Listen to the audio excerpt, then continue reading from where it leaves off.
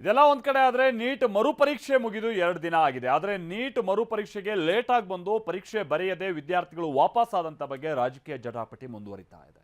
ಇದಕ್ಕೆ ಕಾಂಗ್ರೆಸ್ ಕಾರಣ ಅನ್ನೋ ಬಿಜೆಪಿ ಆರೋಪಕ್ಕೆ ಸರ್ಕಾರ ಫ್ಯಾಕ್ಟ್ ಚೆಕ್ ಮುಖೇನವಾಗಿ ಉತ್ತರ ಕೊಡ್ತಾ ಇದೆ.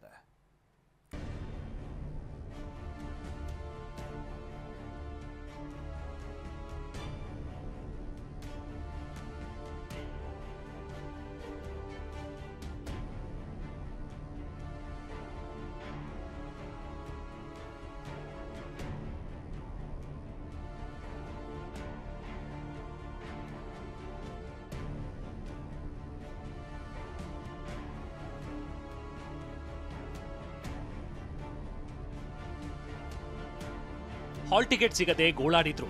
ಎಕ್ಸಾಮ್ ಸೆಂಟರ್ಗೆ ತಡವಾಗಿ ಬಂದು ಪೇಚಾಡಿದ್ರು. ಬಸ್ ಮಿಸ್ ಆಗಿ ಪರದಾಡಿದ್ರು. ಬಂದಾಗಿದ್ದ ಗೇಟ್ ಹಾರಲು ಯತ್ನಿಸಿ ಕಣ್ಣೀರಿಟ್ರು. ವರ್ಷದ ಶ್ರಮ ನೀರಲ್ಲಿ ಹೋಮ ಮಾಡಿದಂತಾಗಿತ್ತು. ಭಾನುವಾರ ನಡೆದ ನೀಟ್ ಮರುಪರೀಕ್ಷೆಯಲ್ಲಿ ನೀಟ್ ಪರೀಕ್ಷಾರ್ಥಿಗಳು ನರಕ ದರ್ಶನ ಅನುಭವಿಸಿದ್ರು.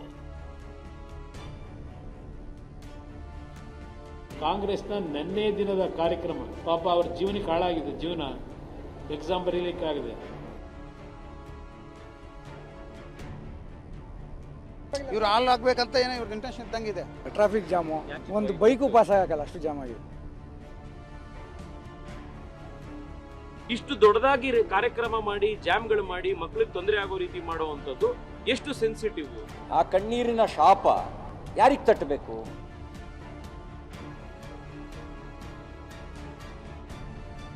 ಅವರು ಯಾವಾಗ ಬುಕ್ ಮಾಡಿದ್ರು, ಯಾವಾಗ ಅವ್ರ ಮನೆ ಬಿಟ್ಟಿದ್ದು ಎಲ್ಲ CCTV ಫುಟೇಜ್ ಇದೆ.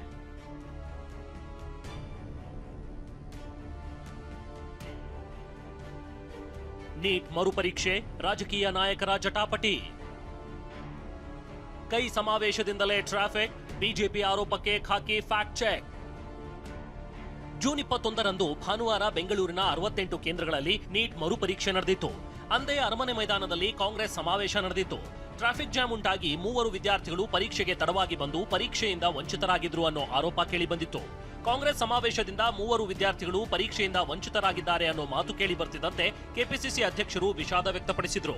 ಕಾರ್ಯಕ್ರಮದ ಇಂಥ ಪ್ರಮಾದ ನಡೆದಿದೆ ಅಂತ ಯಾವುದಾದ್ರೂ ವಿದ್ಯಾರ್ಥಿಗಳು ವಿದ್ಯಾರ್ಥಿನಿಗಳು ಈ ಕಾರ್ಯಕ್ರಮದಿಂದ ಅವ್ರಿಗೇನಾದರೂ ತೊಂದರೆ ಆಗಿ ಪರೀಕ್ಷೆಯಲ್ಲಿ ಅವ್ರು ಹಾಜರಾಗಲಿಲ್ಲ ಅನ್ನೋದಿದ್ದರೆ ನಾನು ಭಾಳ ಆಳವಾಗಿ ಅದನ್ನು ವಿಷಾದ ವ್ಯಕ್ತಪಡಿಸ್ತೇನೆ.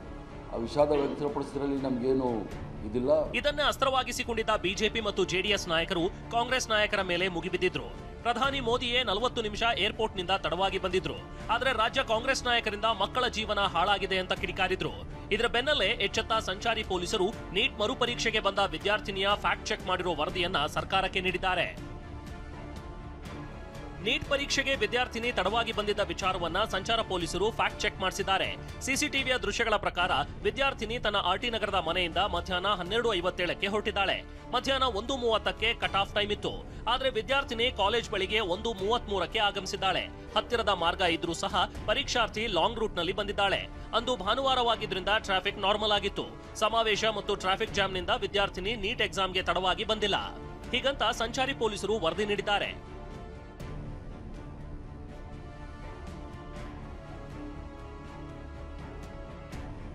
ಸಂಸದ ತೇಜಸ್ವಿ ಸೂರ್ಯ ವಿರುದ್ಧ ಕೆರಳಿದ ಪ್ರಿಯಾಂಕ್ ಖರ್ಗೆ. ನಾಚಿಕೆ ಇಲ್ಲದ ಸಂಸದರಿಗೆ ಏನು ಹೇಳೋಕ್ಕಾಗಲ್ಲ ಅಂತ ಕಿಡಿ. ಪರೀಕ್ಷೆಗಳಿದ್ದಾಗ ಜನರಿಗೆ ಸಮಸ್ಯೆ ಆಗದಂತೆ ನಿಯಮ ತರಬೇಕು ಅಂತ ಸಂಸದ ತೇಜಸ್ವಿ ಸೂರ್ಯ ಹೇಳಿದ್ರು. ಇದಕ್ಕೆ ತಿರುಗೇಟು ನೀಡಿರೋ ಪ್ರಿಯಾಂಕ್ ಖರ್ಗೆ ನಾಚಿಕೆ ಇಲ್ಲದೆ ಇರುವ ಸಂಸದರಿಗೆ ಏನ್ ಹೇಳೋದಕ್ಕೂ ಆಗಲ್ಲ. ಒಬ್ರು ಮಾಗಡಿಯಿಂದ ಬಂದಿದ್ರು, ಹಳೆ ಹಾಲ್ ಟಿಕೆಟ್ ತಂದಿದ್ರು. ಯಾವಾಗ ಮನೆ ಬಿಟ್ರು, ಯಾವಾಗ ಬಂದ್ರು, ಸಿಸಿಟಿವಿ ಫುಟೇಜ್ ಇದೆ.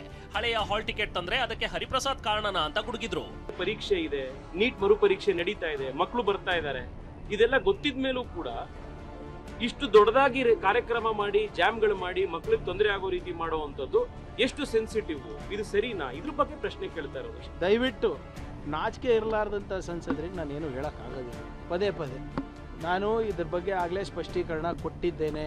ಈಗ ಅವರು ಯಾವಾಗ ಬುಕ್ ಮಾಡಿದ್ರು, ಯಾವಾಗ ಅವ್ರ ಮನೆ ಬಿಟ್ಟಿದ್ದು ಎಲ್ಲ CCTV ಫುಟೇಜ್ ಇದೆ.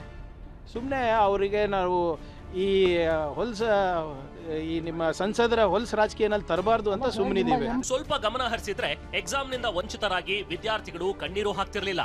ಆ ಕಣ್ಣೀರಿನ ಶಾಪ ಯಾರಿಗ್ ತಟ್ಟಬೇಕು, ಅವರು ಆಲೋಚನೆ ಮಾಡ್ಲಿ ಅಂತ MLC CT ರವಿ ವಾಗ್ದಾಳಿ ನಡೆಸಿದ್ರು. ಪ್ರದೇಶ್ ಕಾಂಗ್ರೆಸ್ ಅಧ್ಯಕ್ಷರ ಅಧಿಕಾರ ಸ್ವೀಕಾರ ಸಮಾರಂಭವನ್ನ ಒಂದಿನ ಹಿಂದೆಯೋ ಮುಂದೆಯೋ ಮಾಡಿದ್ರೆ ಆ ನೀಟ್ ಎಕ್ಸಾಮಿಗೋಸ್ಕರ ಬಂದ ಮಕ್ಕಳು ಎಕ್ಸಾಮ್ನಿಂದ ವಂಚಿತರಾಗಿ ಅವ್ರು ಕಣ್ಣೀರು ಹಾಕುವಂತ ಪರಿಸ್ಥಿತಿ ಬರ್ತಿರ್ಲಿಲ್ಲ.